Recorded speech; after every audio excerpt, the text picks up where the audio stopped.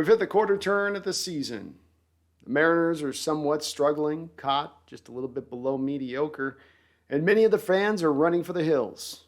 Just look at them.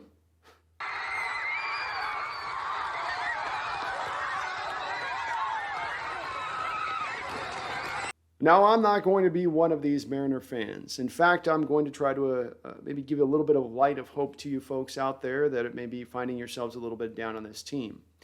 You came into this year feeling like you had put in your time, like a man who's been serving at a jail or there year after year, losing season after losing season, and you struggled through it all and you watched it all. And now this year was going to be the year. This was going to be the time where finally you got to see your Mariners good once again for the first time in over 20 years. And then now they have fallen somewhat flat.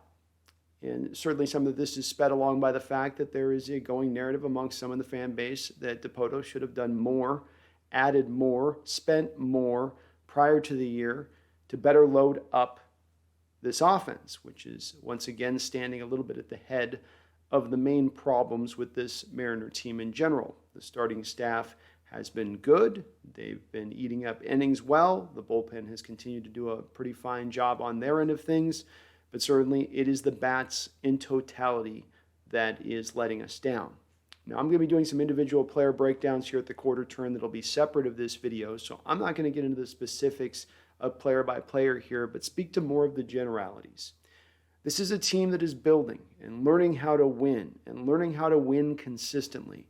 And that's going to bring ups and it's going to bring downs. And when the ups are up here, it's going to look exciting and amazing. And you're going to say, this is going to be like this all the rest of the way through the season. We're going to take over this division and run with it. But that's just not the way it works when you have this young a team around the edges that you're relying on to be, if not impact players, good upper level quality starting major leaguers. And at such a young time in their career. It is encouraging to see some of these young guys starting to come onto the scene who are doing some great things. Of course, kind of standing at the head of this for me is Logan Gilbert and Julio Rodriguez, who are certainly delivering on the hype that came behind them. We've got a couple of other young kids coming up from an arm standpoint who've looked good at times as well on that starting staff. And when you do look to the hitters, it is kind of been a little bit slow going behind Julio Rodriguez, of course. The two guys we got from Cincinnati, it's been up and down with those guys a little bit, some good, some bad. Suarez is giving you some power. The other guy's giving us a little bit of, giving us some timely hits. He had a good game the other day, really actually got us the win on a very timely home run in that particular game. But they're not lighting the world on fire necessarily. And Kelenic has washed out here once again, back to AAA, as he seems to struggle and try to figure out how to hit anything but a fastball. And right now he's being fed a lot of off-speed, a lot of curves, all that type of stuff, sliders, and he's got to find a way to hit it. He's got to find a way to be able to sit on it. He just can't quite find that consistency. I'm not willing to bail on him yet, and I'll do more of a breakdown on this in his individual video. But this is, again, give them some patience. As I said at the start of the season, you have to give these young hitters about 500 at-bats in the major leagues before you really start to truly make an assessment of what they are or what they're going to be. And if he can find his footing here as the year goes along, give him the time. The stroke is there with him. The swing is there with him. He's got the ability that made him a top-notch prospect. He just needs to tap into it. Seattle also has a couple of guys coming back in off of DL eventually in the season. That's going to serve potentially to be just like a trade deadline deal. Haniger is going to come back at some point here. I know he's still a little bit of a ways out with his injury. And then Kyle Lewis will come back into the fray. So you have a couple of guys to add some competent hitting ability to the lineup when they get back into this, along with maybe the hope that Kelenic can come along. Cal Raleigh, another talented prospect coming up through this system, who has absolutely been demolishing the ball at AAA. He's just, undefeated at AAA, but then gets to the pro level, and he's one of the worst hitters, not just on the team, but in the league. It's been a little bit confounding, but again, confounding is what you get with young hitters. I think we got to go to a game, not today where we lost to the Blue Jays, but let's go to a game yesterday. And that's more of what you get caught up on because that's the way of the future. That's the brightness of the future. Julio has his best game as a pro, including a home run where he was like 114 miles an hour on the exit speed, just absolutely just killed the ball. And then that same aforementioned Cal Raleigh, a guy who's just really been struggling to hit. You needed that home run when he gave it to you at that time in the game. Such a big hit for that young kid. Can't help but maybe boost a little bit of his confidence as he comes along. And if we start to get a few more of these young hitters going, and a few more of them go past just the flash phase of things, this team will be all that much more better, because I think we all fully believe at this point that the pitching can handle things up on the front end of this. And it's maybe not amazing pitching, but solid all the way throughout. And the young guys are starting to bring it as they're coming up. They're bringing the goods.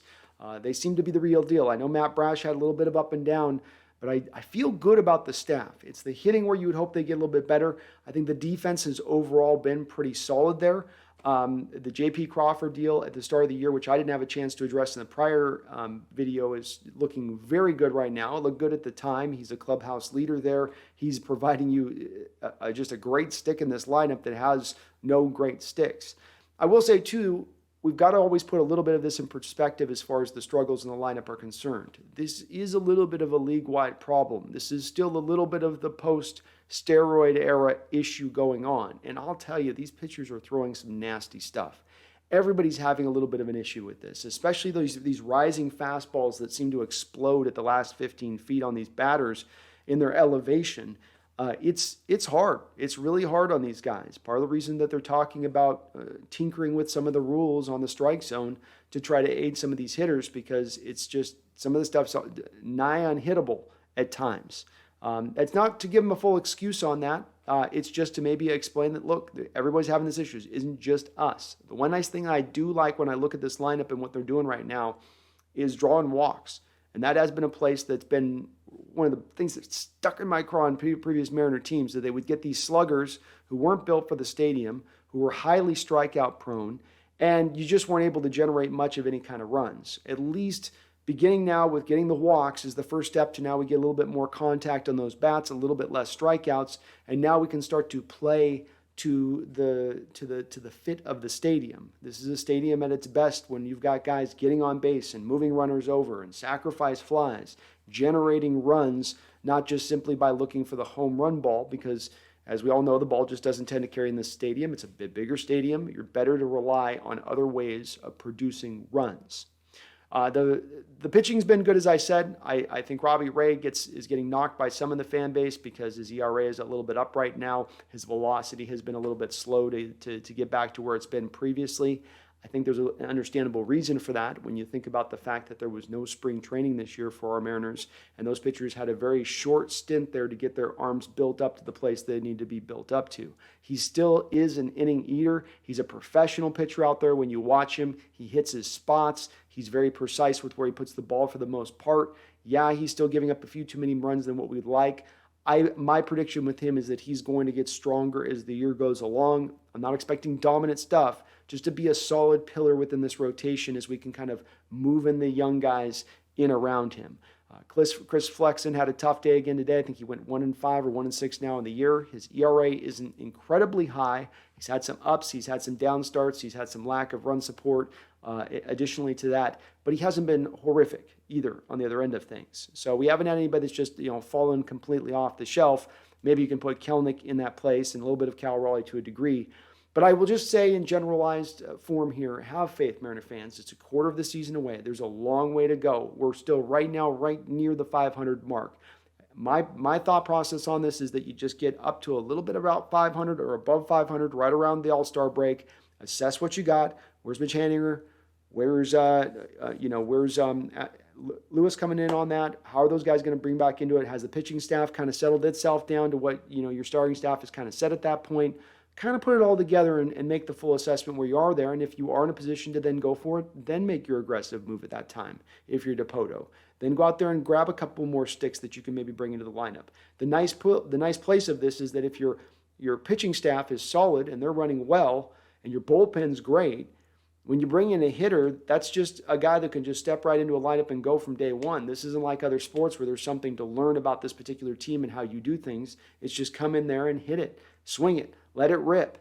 So have some faith, Mariner fans. Don't give up yet on this season. There are some bright spots to be had. Julio has been everything we had hoped for and more. And at the very least, we know that this narrative that exists out there that the Mariners have finally turned around their farm system, that they have one of the best farm systems in the pros, that these guys are going to start to come up in droves. And it's not by happenstance or sort of luck. It's because they absolutely a couple years ago took the bull by the horns and said, this is how we are going to operate from a philosophy standpoint as an organization. No more quick fixes, no more shortcuts. So it might take a little bit more time to get there, but you're going to get there. My name is Brandon Kane. This is the Crow's Nest, and we will be back out with some player breakdowns here very, very soon. Please like, please subscribe, but absolutely, thank you for watching, and don't forget, go M's.